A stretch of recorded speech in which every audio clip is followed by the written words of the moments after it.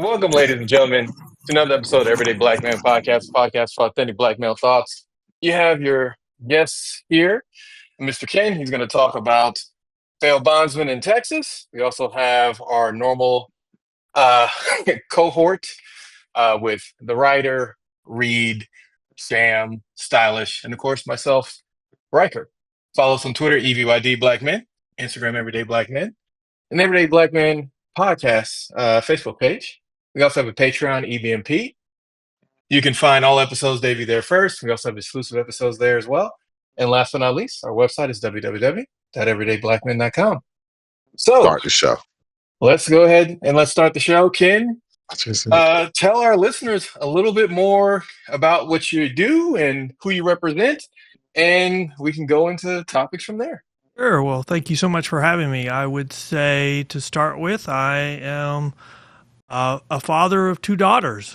I think that's probably the most important thing people should know about me. I'm married to someone who's actually an attorney as well. She's a lot smarter than me. And so I don't get away with any crap because for some reason, I got it to my head, I need to marry a smart woman. I come from a very poor background, but I had two public school teachers who taught me the importance of education. And so I went to college. I got a master's degree. I taught high school for a couple of years, and then I went to law school. I went to Texas Tech in Lubbock, Texas, and I became an attorney. I became board certified in civil appellate law. I represented doctors and hospitals when they were getting sued, and sometime I started representing bondsmen, and that morphed into what I do today. I specialize in bail law.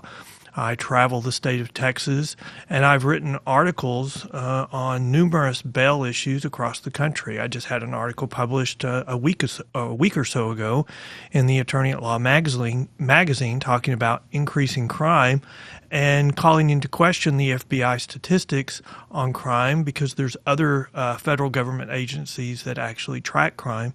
And what do you know, 9 days after my article, I'm sure it's completely unrelated because nobody knows who I am, but 9 days later, the FBI amended their statistics to show that crime was up and not down.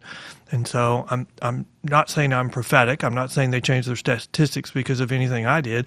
I just thought that the timing was very interesting, an issue that I thought should be something that should be addressed with the public. And it was a growing issue. And then the next thing you know, the FBI is agreeing it's an issue, and they address it and brought their statistics in line with the other federal government agencies that track crime and showed that crime was actually increasing instead of decreasing. Well, excellent. I know no one likes to be prophetic when it comes to things like that, but certainly we want to have accurate crime statistics. And if the FBI has to amend their stuff, I mean, it kind of reminds me of the jobs numbers from not that was that long ago. was that political? Well, it's too early. We don't know whether it was political or not. Let's assume it's not political. The FBI changed the way they were gathering their statistics probably 4 or 5 years ago, and so it's been a very bumpy conversion. And police agencies had to bring in additional equipment that was expensive to be able to report to the FBI under the new system. And, I think I even say in my article, the two largest police agencies in the country, LA and New York City, were not even reporting into the system. So how can we even think that they're accurate if the two largest police agencies in the country are not reporting to them? So I think part of it is a conversion problem. And then, anytime one party is quoting police statistics, and that's the only thing that they have to support crime is going down, and that everybody else is just not seeing it, and then when the FBI comes out and amends it, you have to think, well, maybe there was a political element of it at one point. But, I mean, there's other explanations that get you to the same result. Correct, because I remember they were reporting the increase in crime by statistics, like it's 100%, whatever. And I was just like, but we just had a pandemic, so I was just like, is that political? Like that sounded political to me. At Well, least but in they my were opinion. using the FBI statistics to say that crime was going down and that you couldn't believe your eyes when you saw that crime was going up because, there's been there's been, I've been on a debate before on this issue where they were using the FBI crime statistics as their single argument for why crime was going down, and that everything else that you see was not accurate, or that you couldn't believe it because it wasn't the FBI. So all the other things were showing that crime is going up, and especially in our inner cities, especially for our minority communities. And so when you see that the FBI during the middle of an election season changes their crime statistics, and now the new ones show that crime's actually going up.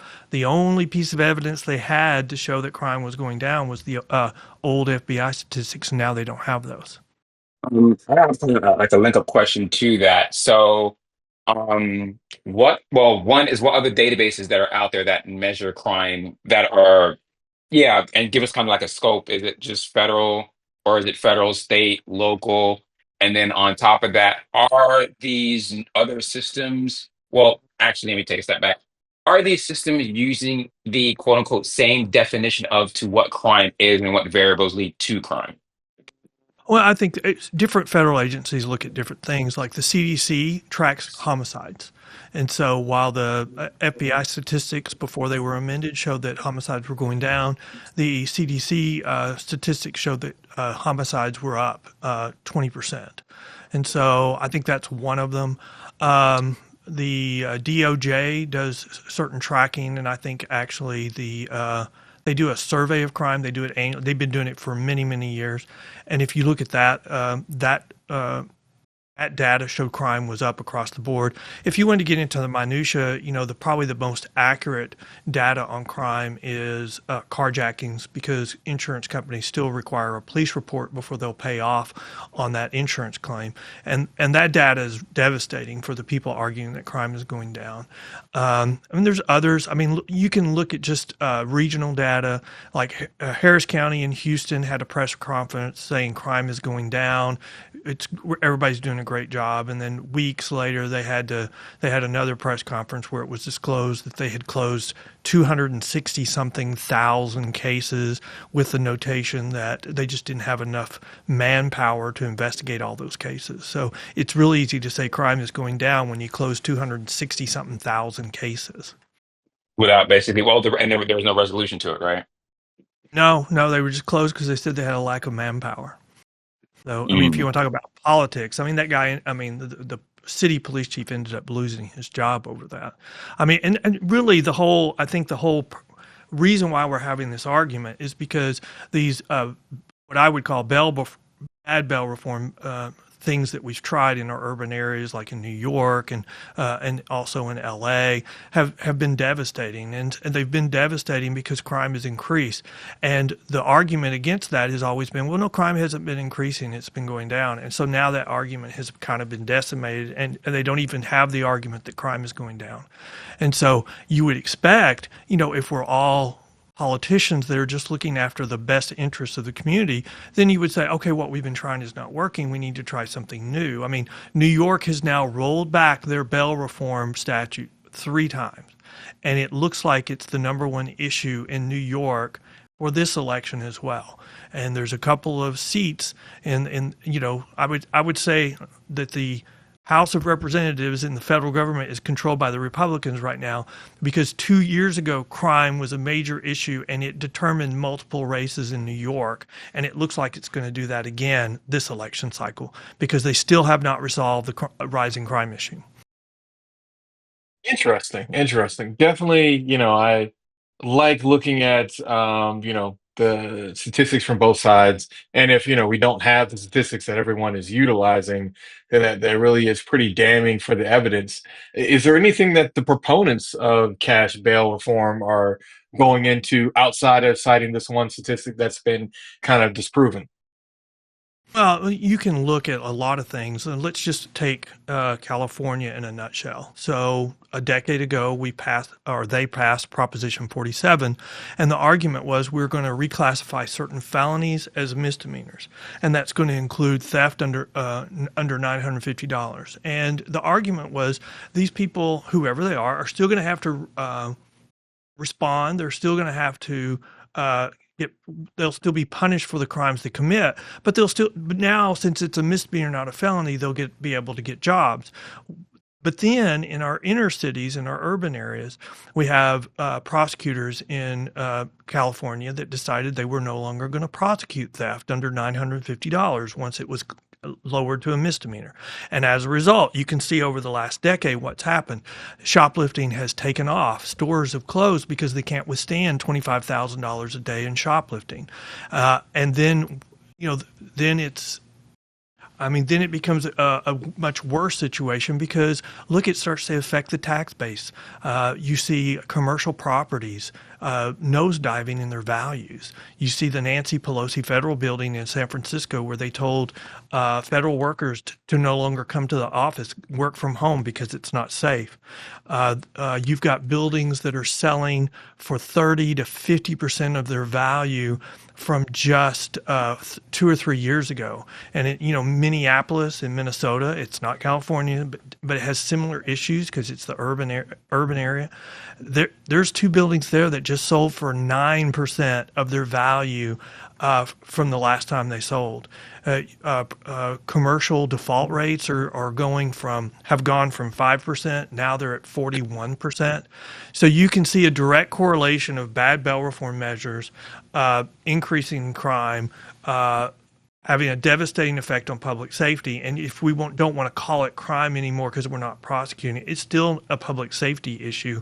If mom and dad or grandma and grandpa can no longer go to the CVS pharmacy or the Walgreens on the corner, and now they have to take public transport for 30 minutes or longer to get their medications to go to the local grocery store, then that raises public safety issues. I mean, you can see it also. Let's just go to Portland, Oregon, where they decriminalized all heavy drugs. The argument was if we will do that, then finally people will seek counseling. They'll go into rehab because there's no criminal penalty. Well, what happened? The criminal penalties just expired. I mean, the setting aside the criminal penalties just expired. They did not renew them because the result has been so devastating on the public. Drug use has gone from 6% to 12%. People are overdosing. We're setting records on overdosing every month. And the programs they set up for rehab and drug abuse counseling, only 0.01% of people were actually reaching out to use them. So it just confirms what we've been saying all along. You have to have the hammer of threatening to send somebody to jail if they are unwilling to go to rehab. And we have to have that hammer every time because rehab has a 75% failure rate. So we have to have an incentive for people to keep going back until they decide they would rather be off drugs. Can I ask you a question though? Yeah, sure. Um, isn't something to be said about the fact that our laws have taken away the rights of citizens who are trying to protect themselves in general? Right. Even if you look at what happened in Portland, Oregon, right? Portland, Oregon is mostly a Democrat place, and they're not high on people protecting themselves, right? So yes, everybody can have the right to do whatever drugs they want, but if somebody tries to break my house, I should be able to defend myself properly with no obligation to the law. But Well, we're putting I these. think you and I agree on that but let Okay. me go back to your argument about, no one should have the right to, take these drugs. I think I disagree with you. The people that were pushing for these reforms, I think that was going to be their next argument. You have a right to OD if you want to. You and I, as reasonable people, would say no. As a society, we can't sanction overdose as a right for the community. We need to be standing up that you can't do that. On your other argument about the government is preventing people from protecting themselves, that's an argument I use a lot. I'm like, if the government is not going to protect me, then at the very least, the government should allow me to have a gun so I can protect myself. I mean, that just seems like common sense, but in a lot of Understandable, but well, hold these on. areas, that's not what happens. To your first point, though, sorry to cut you off. I Yeah, no do. problem. I don't feel like it's unreasonable to say if you want to OD, you can, because people can eat as many sandwiches they want and cause themselves heart failure if they want to, right? I'm a libertarian, so my views may be a little bit obscure to most people, but I honestly feel that people should have body autonomy. If you want to do something to your body, you're fine to do it as long as it doesn't affect me. When you start affecting me is when we have a problem, right? So I my argument against for the drugs is that we allow people to become morbidly obese that affects our system in many ways, right? Heart failure, it puts a strain Okay, on but our how do we healthcare affect? system. But what does the government do on policies on obesity? They set up things to encourage people to lose weight, and so we But I don't can't think it's have the a government's place policy. to do that. I honestly Well, don't think it's the government's place to do We're that. getting away from the subject. Okay, okay, I'm I sorry. agree with you, Art, but let me just finish this thought. So Yeah. the government has limitations on everything, and the biggest limitation on what the government can do is money. Things that pushing people, the policies for people to be more healthy, is so the government spends less money on healthcare. The whole policy for having, let's don't do drugs. You don't have a right to have to OD. So if you OD, does the government have an obligation to bring you back with Narcan? That's the whole point. Are we going to then spend the limited resources that we have on spending all of our resources bringing you back after you exercise your right to OD? That's the whole concept of where money comes into play.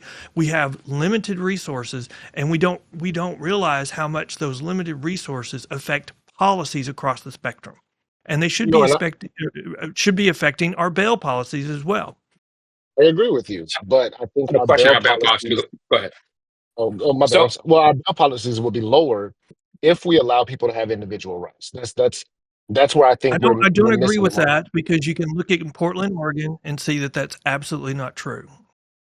Right. And I was gonna say too, like I mean, there's these, the so-called rights or whatever, they do have costs, like everything does. Like that's what we, that's easily what we do at government. Like you just have to balance those the cost versus the benefit of doing anything. so um my question is when it comes to the bail bonds, Ken, you're saying that because they or some states like the liberal states, either California or New York, when they roll back on their bail bonds, so basically shortening the net so it doesn't catch as much people or more people can go through the net and come back into society, it's increasing the crime rates or yeah, it's increasing the crime rates or keeping them high. And we need to actually morally broaden the net so that we can bring more people into jail and have more reform so that we lower crime. Is that what you're saying?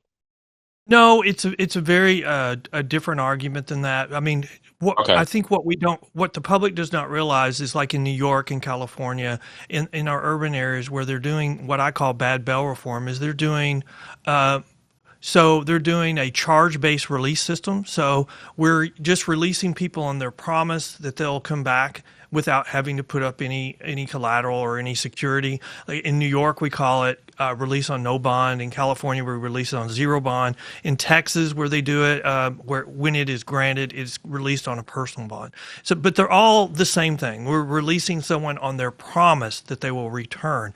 Like in New York, they made a list of crimes, and on those crimes, the judge has no discretion but has to release somebody on no bond. So they just are released on their promise. The problem is that's true no matter how many times they commit that crime, like catalytic converter theft. I mean, we would probably all agree it's a low level crime, but the problem is if you've done it once, there's one thing. If you've done it 10 times, it's another thing. If you've done it 20 times, it's another thing. Because as a result of these policies, organized crime has learned how to make thousands of dollars on each catalytic converter that has been stolen. And so you're giving an incentive when you use these policies, which are just to immediate release somebody because of the charge that they were arrested for, without looking at their criminal history, without looking at any of those other things to see if, hey, maybe this is a continuing problem. It just is a green light to commit more crime, and the system can't. The system can't handle this. The system gets overloaded with cases. That puts pressure on them to de facto dismiss, to dismiss the cases because they just have so many. And dismissal is de facto decriminalization. Decriminalization is a green light to commit more crime. That's what we're seeing across our urban areas. So, what my understanding is basically someone goes and commits a crime, goes to court, judge goes, okay, you've done this, so you're gonna go to the bail and go through the bail process, and the bail process says basically, on your word, you'll come back and make sure that you're good. But that person goes out, does the same thing, see the judge again, and the judge is like, well, I don't have any power to do anything. So your last case is dismissed, this is dismissed, and you just go back out there and keep doing the same thing. No, no, no, no, That no, Well, no, I'm no, getting. I'm not saying your That's not what last happened. case is dismissed, but I'm saying you keep getting arrested for the same crime. They can't hold you. So Okay. without these type of policies, if you got arrested 3 times for the same crime, the judge would say, "Well, I'm not going to release you again because you're just going to go do it again." There's a public safety element, but we're tying the hands of our judges so that they can't use their discretion, and that these policies are being perceived as a green light to commit more crime. So how And do we, you know, like moving forward? Because politics is a part of it, but at the same time, too, at the end of the day, when it comes to truly resolving all of these issues, laws need to be put in place. So what laws would you recommend that would help create a solution for this problem? well, the problems that we have is that we have a separation of powers between the executive branch, the judicial branch, and the legislative branch. So, Hmm. you're really kind of advocating that the legislative branch is going to tell the judicial branch how to run its system. Uh, and so there's limitations on what can be done. There are cases where statutes get held unconstitutional all the time because they have violated the separation of powers.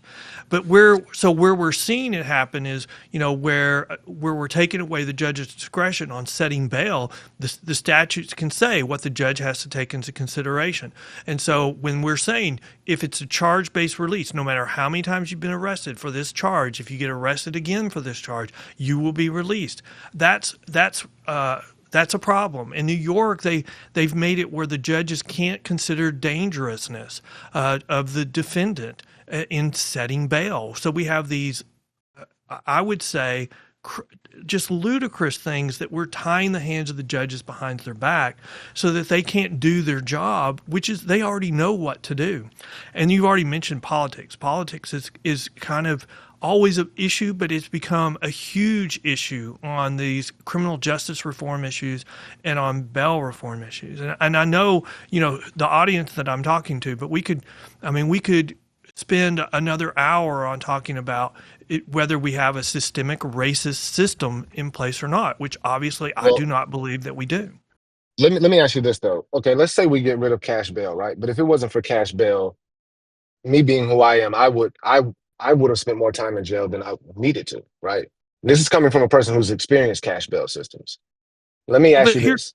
Well, no, no, okay, wait, well, let me get to my go ahead, question. go ahead, If go ahead. on the cash bail system, right, with a judge, these judges are slow. The court system is slow. So there's another side to this that we're not speaking about, right?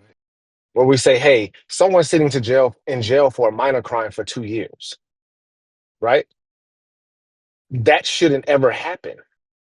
But it does happen, and it did happen in our previous system, where people have sat in jail for minor crimes and lost their whole life as if they did something they didn't do, right? Because the amount of time they spend in jail, the amount of life they lost compared to what they would have lost in reality because of the slow judicial system that we have in America cost this person years of their life that they shouldn't have ever lost, right? And there's those kind of errors that we make and malfunctions we have in our system. Or let's even say someone's innocent of a crime, there's no cash bail, and they're sitting for jail for something they didn't do, right? And my personal philosophy is if one innocent man has to suffer, then our system is broken. Not saying that your point is wrong, that our cash bail system isn't working. What I am saying is that our system in whole may need to be looked at entirely because there's a whole other side of this when it comes to judicial justice, how long people sit in the terms they serve, and how it affects their personal life for crimes. And I agree, there are people who abuse these systems, but I also want to point the fact that our judicial system abuses citizens of this country consistently. And we don't know where the middle is in figuring this out, right? Because there let are me let extreme me make a fans in this let me country. make a couple of points on this. I'm not. Let me quote from a News Nation town hall. There was a mayor who was a former judge on there talking about the private surety bail system. So this is coming from, and she was a mayor of an inner city.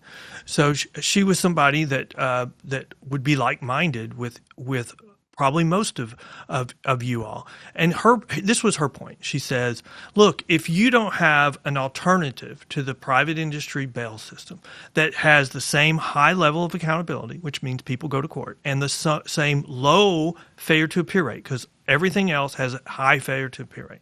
So until you get an alternative to that, you don't have an alternative. It's not like we like the private surety bail system. I understand that, we're easy targets, but the reason why the private surety bail system has been around for 200 years is because it does one thing, and it does it very well. It gets people to go to court. Now, on your point about the courts are slow, I mean, let's look at bail in Texas. I mean, in bail in Texas, since it's the job of the judge to determine bail, and it's reviewed on abuse of discretion standard, the trade-off is you can file a motion to reconsider bail at any time. I mean, you can file multiple motions to reconsider bail, and the Texas statutes have limitations, like on low-level crimes. You can't keep them in jail longer than a certain period of time, a certain period for a misdemeanor, a certain period for a felony.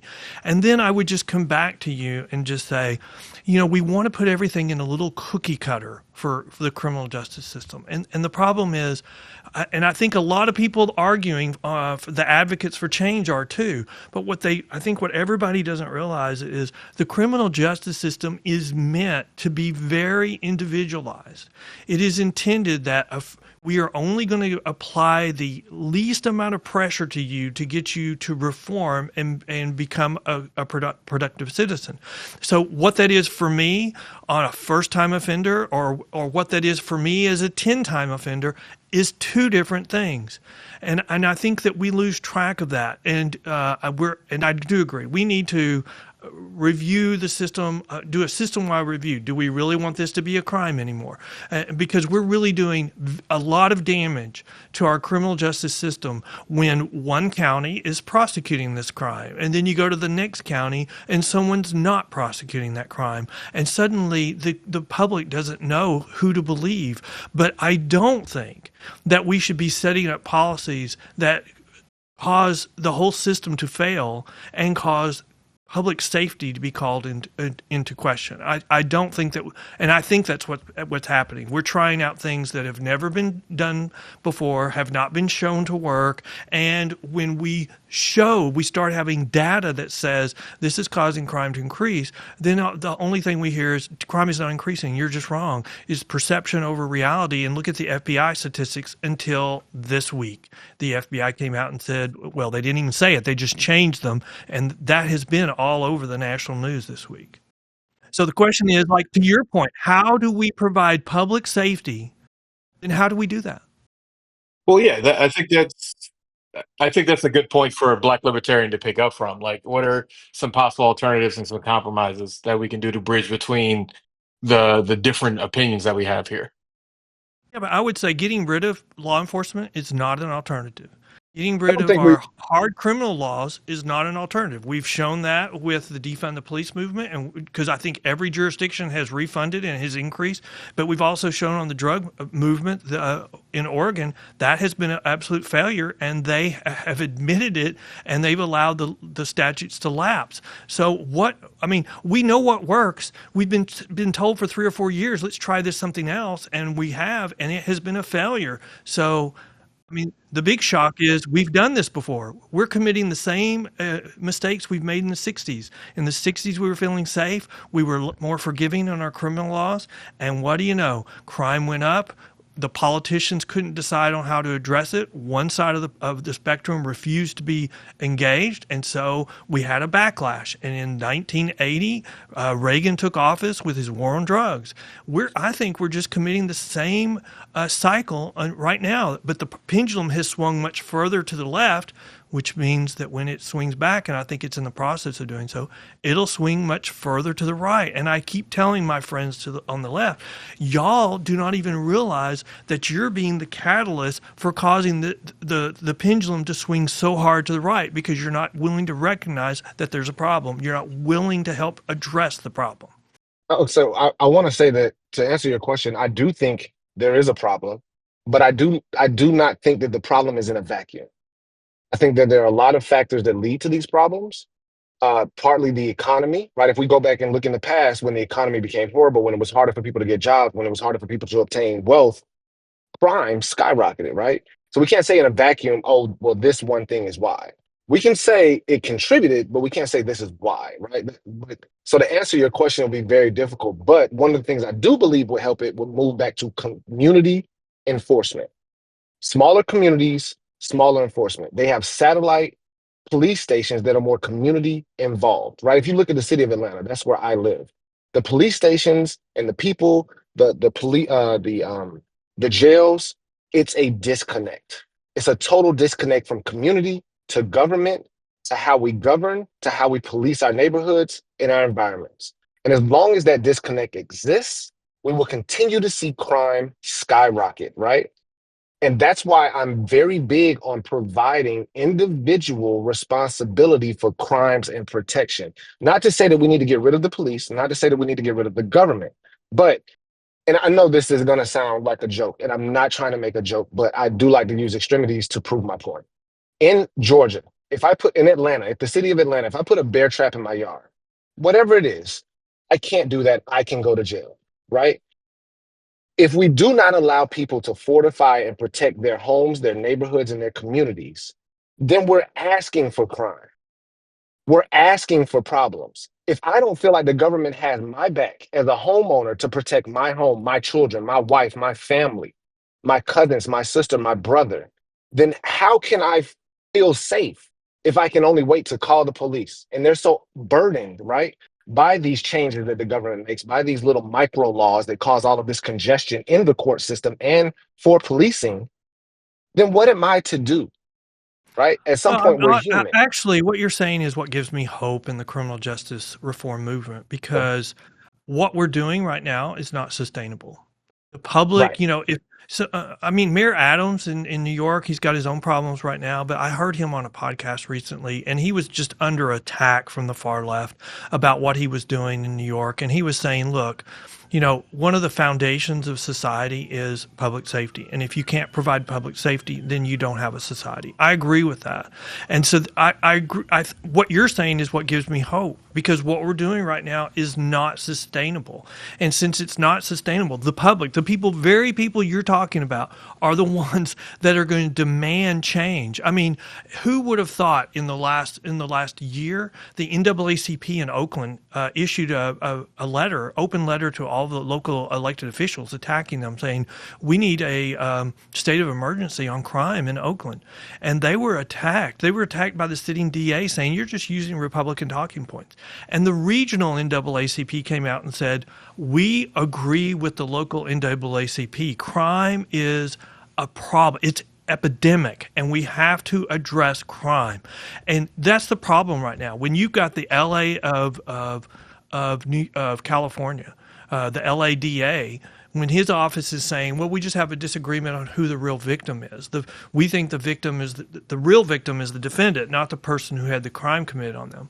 Well, that's a problem, because in the criminal justice system, you know, there's several things like, you know, the reason why it's important that the defendant not run is because his case can't move forward if he's not there. We have to wait for them to come back, except in limited situations. And if there's nobody, if the DA is not in there being the voice for the victim, then there's nobody in the courtroom arguing or giving the court the perspective of the victim. And that's one of the problems that we have right now in California. And that's why in November, this Proposition 47, which was a decade ago, it's again on the ballot for major rollback, and it's expected to win. And the DA, Gascon, he's also on the ballot to be defeated. He only got 25% of the vote in the primary, and because he made it to the last round because of the way they do it, but he's expected to lose big. So, I mean, the public is the one coming into saying, okay, we gave these a try. These didn't work. We know how to address public safety. We know how to address crime, and we need to go back to some of those things that we know that work. Hey, so my question is, this is my problem. It's always been my problem with the left and pretty much the right. They always have these large opinions on how these quote unquote neighborhoods should be fixed. And I'm like, you guys don't live here. You don't like, well, where's the community involvement with the people local to is actually happening the crime, besides just talking to a business? Because they can just close their doors today. These people who actually live here, typically they live here 1-2 generations and they stay there. So like, where's the aspect of community involvement and actually making laws that suit that place where they live versus a larger opinion of like some guy I who in agree with New York I, don't know I anything agree about with my some city. of the I agree with some of the things you're saying because, Yeah. we are now in a period where nobody can agree on anything. I mean, we don't have somebody saying, hey, we have to have law enforcement. I mean, we have to have law enforcement to have public safety. We don't have that anymore in our urban areas. And we have, anytime there's an election, anybody that loses, well, the election was stolen. I mean, the Right. Supreme Court issues a ruling that you don't like. Well, the Supreme Court it's not a valid institution. It's lost its luster. I mean, Yeah, I but remember, that's I poppycock. remember a time, I remember a time when somebody would come out with an important ruling. The political leaders would say, well, we disagree with it, but you know what? We're here to respect the jury's decision. We respect the decision of the court of appeals. We don't do that anymore. And so, that's part of the problem with the bail reform movement is, the private surety bail system is an easy target. They're the low hanging fruit. Everybody would like to change to something else. There's just not anything else that works. And as we've seen over the last few years, like New York enacted reform, they have now rolled it back 3 different times. And it just wasn't a couple of months apart. It was 3 different annual years because they did it in their budget.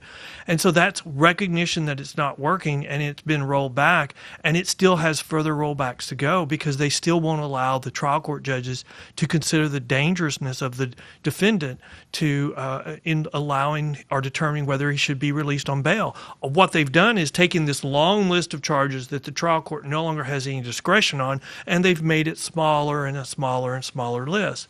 But on the opposite side, we're still continuing to make felonies misdemeanors. And so we have a lot of crimes that were used to be felonies that are now misdemeanors. And then, I mean, if you have an 80% failure to appear rate in misdemeanor court in California, then, and on top of that, they have the Speedy Trial Act, which means if you don't show up and you don't come back, after a certain period of time, the case has to be dismissed because of the Speedy Trial Act. Then that system is being polluted, and we need to clean it up. Yeah, I That's definitely great, but would it agree also with you seems there. like something. Go ahead.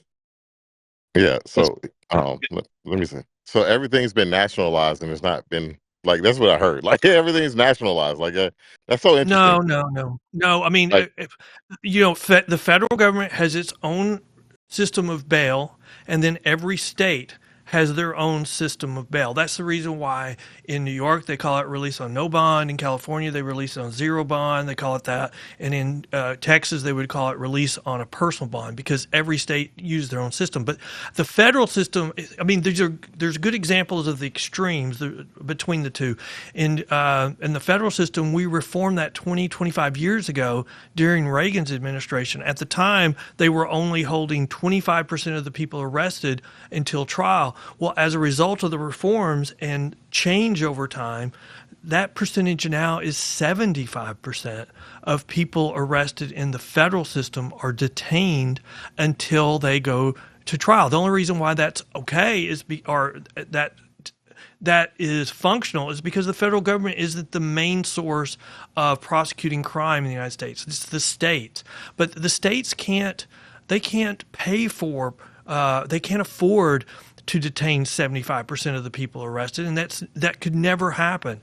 And so that's but the problem is when the pendulum swings to the far right this time, that's going to be the argument. We need to just detain people, and that's when people will not. Just like they're not going to allow people to commit crime to increase and where they don't feel safe, they're not going to allow the government to hold 75% of the people arrested at the state level. And so we have to find the middle ground, what works, and the private surety bail system is a crucial part of that infrastructure. Because it does one thing. It gets people to court. It gets cases so they're not delayed. It gets people so victims can get justice. If you want to wonder why cases take so long, it's because people don't show up for court. And if they don't show up for court, their case is put on hold. Okay. All right. No, I definitely agree with you there. We need to find something that's closer to the middle. And also some way of making sure that states are being held accountable for the federal government deciding that they want to try someone, because we see just kind of on a national level how that goes. And to hear from you, Ken, about the costs on the states, that's not sustainable, especially during a time where states like Georgia, we're doing a pretty good job of running a pretty efficient budget and making sure that we're within the numbers that we need to be. Whereas some of our other states like California and Texas, or not Texas, California, New York, are running at deficits for an increased period of time, and it's not fair on the other states for them to put that on us. But Sham, I think you had a direction that you were going to go with this. Oh, well, I mean, not really a direction, more of maybe getting not necessarily away from the point, but anyway. So if the larger issue, or I guess I want to address the pendulum, um, Sure. as that seems to be how things work in most facets in America. Typically, you have one side, the other side. One side gets their way for a little while, goes too far, and then backlash. Same thing happens in the opposite, swing back and forth. Um, are there any agencies or people who consider themselves proponent of trying to bridge said gap? Since if one side gets their way completely, we always eventually face an issue, seemingly no matter what the actual subject matter is. Sure, and those groups are called moderates. But the problem is, for the last 10, 15 years, we have put, we have run off moderates. We've also at the national level in Congress, we got rid of the, we have a requirement that you have to have a certain number of people support something, or they can keep it from coming to the floor. They can keep it from voting if you don't have a certain amount of votes. And Filibuster. yeah, so we got rid of the filibuster. We originally got rid of it on limited things, and we probably still have it on a few issues. But when getting rid of the filibuster has done great damage to the country, because we no longer, the filibuster forced moderation, because you couldn't get your extreme position through. They couldn't get their extreme position through. The only thing that could get through was something in the middle. And once it passed, the next when the White House changed sides or the Congress changed sides, there wasn't this push to undo anything. Now we're living in this time where, we have Obama. After his 8 years, we have Trump. He spent his first year undoing as much of what Obama did as he could. Then we have Biden. He spent the first probably 2 weeks undoing everything he could that Trump did. And so if Trump wins, he will spend the first couple of weeks undoing everything he can. We no longer live in this time where we work together. And the reason why is because we've gotten rid of the filibuster. We now, to raise money, like Texas is the best example of where we've lost the middle. Texas has always been a conservative state. Even when it was under Democrat control, it was a conservative state. But the problem is the Democrat Party didn't have room for conservatives anymore. And so Texas is now a conservative Republican state. For statewide office, a Republican generally wins by 13 points. And so the Democrats could win Texas. Allred is a good example. He has said he's a moderate.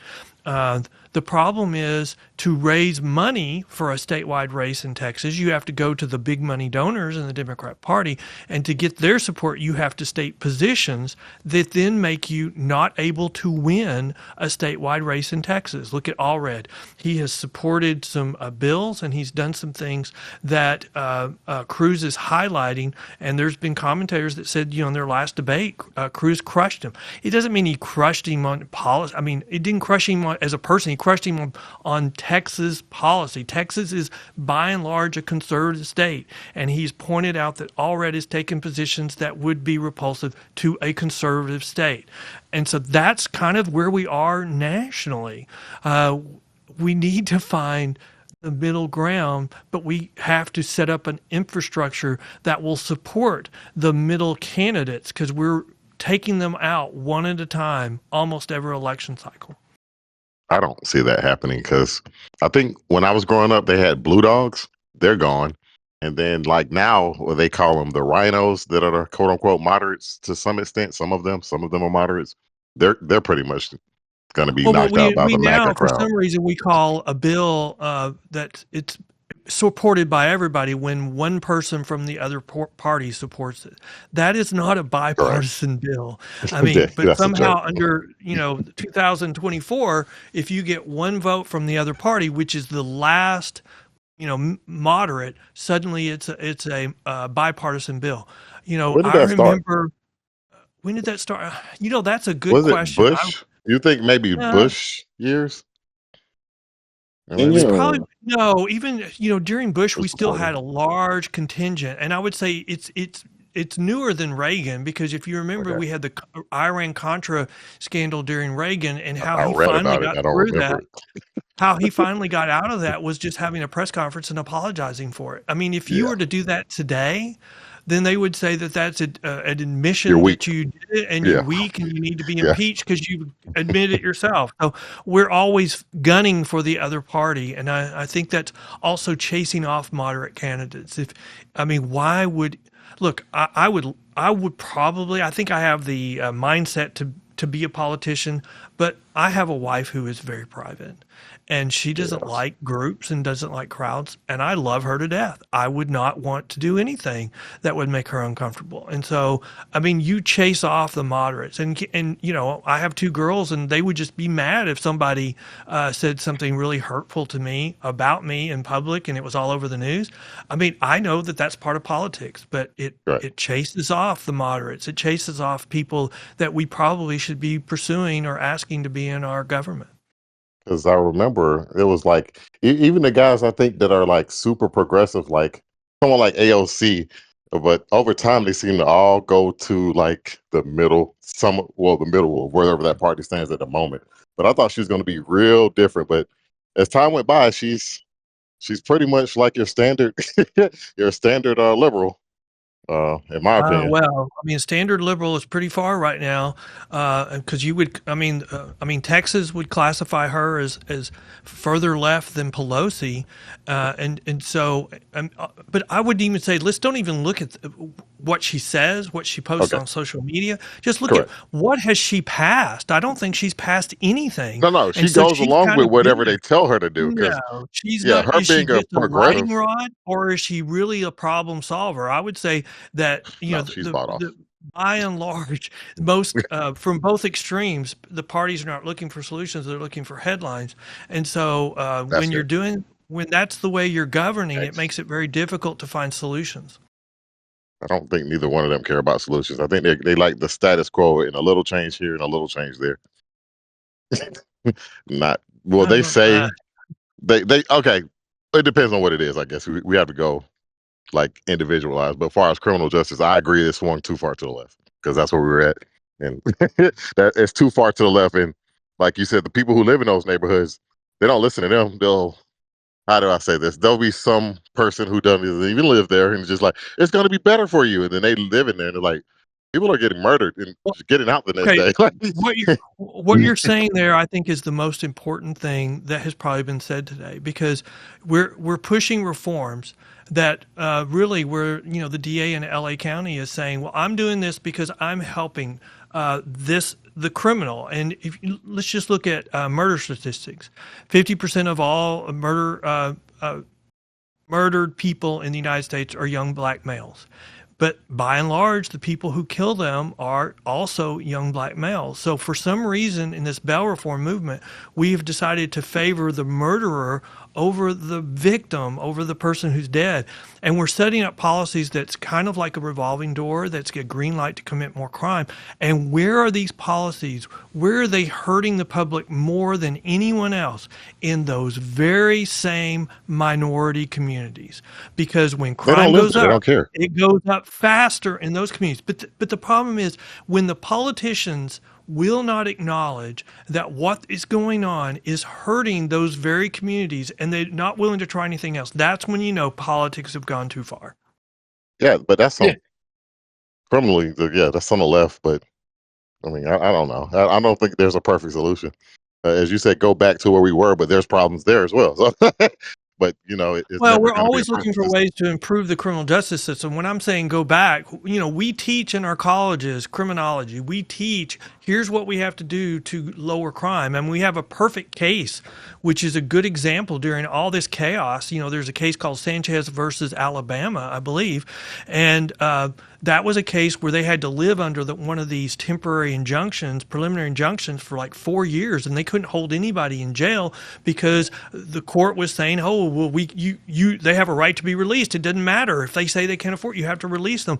Well, in the end, the case was reversed, and so I did a podcast with the sheriff, and he said, "Look, we came back, we re-implemented a system of accountability, and we made it clear to criminals if you don't show up for court, you will be held accountable and you will not be released again without a strong explanation for why you didn't show up." And within about 6 months, crime started decreasing. So, I mean, it's going to take a lot of hard work, but we know how to lower crime. Part of it's a mindset. And we have to all work together. But, when our minority communities are getting hurt by crime increasing by a great amount, they have to recognize that we have to have law enforcement and we have to have the criminal justice system. Yes, we're always looking out for ways to improve it. And it's not perfect, but it's the best one in the world, I think. And so I do think we need to go back to what we know works and continue to try to improve it. Okay, so I have a question here though. So I know on the campaign trail, like this is a very popular topic though about like immigration. Sure. So in your studies, like, have you seen like like a huge increase in like crime from like uh, what should I call it? Um, eh, Illegal aliens or just migrants? I'm not sure what to use Yes, the we're proper seeing term. that across the United States, and I would say the immigration policy goes hand in hand with the criminal justice reform policies. I mean, those are the policies that have been set up were knee-jerk reactions. I mean, if you remember when Biden took office, he immediately, with a pen, changed or got rid of all of Trump's policies on immigration, opened up, he had a stay in Mexico policy so that if you're request for asylum was denied, you weren't in the United States, you were in Mexico, so you got released back to Mexico, you weren't in the United States. And so we opened this floodgate, and I mean, he, took all a lot of what was being used to build a wall, and he just sold it off as scrap metal. And so opened up this, but let's set aside the drugs that were coming in. I mean, I did a podcast that I haven't even released yet where, we have this legal drug trade now in certain states, mostly over marijuana. But the problem is the cartels are coming in and they're taking over our national, remote areas of our national parks, and they're just setting up operations and they're taking over the marijuana business in that state. I mean, they would say, the article that I talked to the reporter said, the legal drug trade has failed. I mean, yeah, the legal drug industry has failed. It's being taken over by the illegal drug trade. And with the open borders policy, they're bringing in their own workers. And they're not scared about it anymore because we've decriminalized marijuana. And so now the government, if they make in $300 million on illegal marijuana, they're spending a huge sum of it to try to ferret out the illegal operations that are now in the United States. And those come in with a lot of crime. I mean, because it's from the cartels. And we're seeing that. It's not just the Mexican cartels. We have Chinese cartels. We have Russian cartels. I mean, and, I posted a link to the story, and it was immediately taken down by Facebook because I guess because of the election. We are not allowed to talk about cartels or anything like that, and their impact on immigration policy and crime. Trump mentioned something about gangs taking over apartment complexes, and he was just attacked, even by the moderators, and then in the days after. And now all these videos are coming out where, these gangs were taking over the apartment complexes and renting them out. So you're paying rent to them and not to the owner of the building. And the government is telling the owners of the building that, they're trying to figure out what to do. So yeah, I think it's a substantial problem. And those two policies are hand in hand causing problems with public safety. Okay, so you would say like again, Donald Trump and the Republicans, they're not exaggerating on the issue of the crime with migrants. No, I would say they're not. In my opinion, I don't believe it's an overstated problem. And what's made me say that is after the debate, when he was attacked, I mean, all these videos started coming out, and then the owners started coming out, and then we have this interview with ABC between the vice presidential candidate, and he's like, and she's trying to scold him. Oh, they say it's only a handful of apartment complexes, and he's like, are you listening to yourself?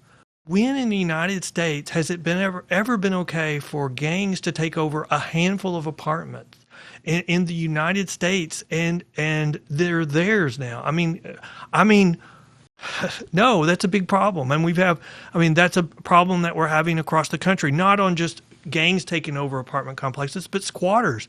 For some reason, we enacted some laws to protect squatters. And I know we did it during the pandemic, but the pandemic is over. And now it's a cottage industry in California where if you leave your house for a little period of time, someone comes in and squats it, and you end up having to pay them $20,000 to get them to leave because the laws have been set up to protect them. Yeah, that definitely is a related issue, especially with squatters. But I want to be respectful to your time, Ken. I know that you stayed a little bit later since we started a little bit later. But is there anything that if someone wants to know more or if they want to find out more information that you wanted to share? I mean, if you want, we can share the information we have that was presented on you, but I'll let you take it away.